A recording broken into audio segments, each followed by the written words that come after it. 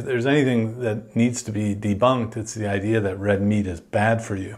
And so I do not believe in the small associations and overgeneralizations that the studies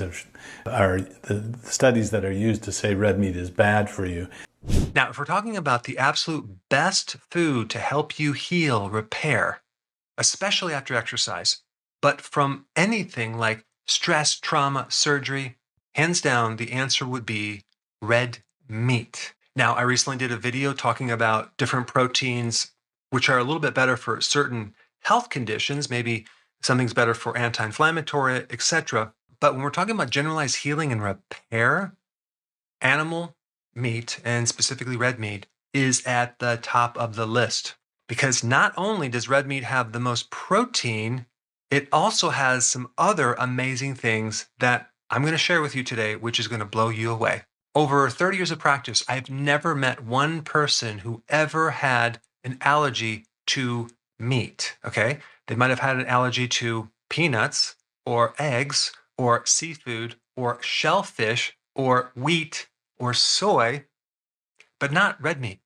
Well, so, well, maybe Dr. Berg hasn't been in practice since the advent of something called the Lone Star tick and alpha-gal allergy.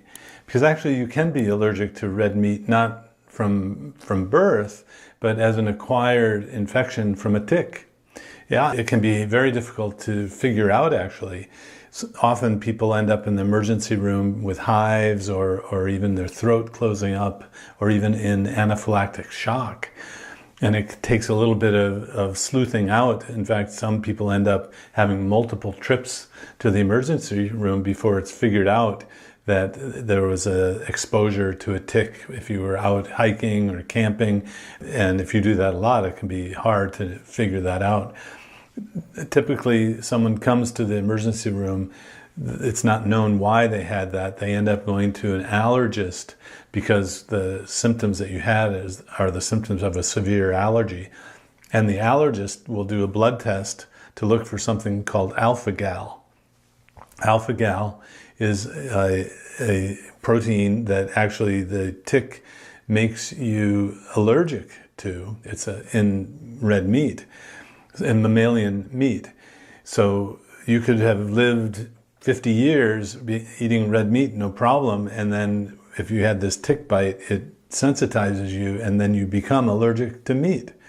So I have to just shade that, true, I hadn't seen any red meat allergy, and it's common to get other allergies until this Lone Star tick and alpha-gal story emerged in just the last few years.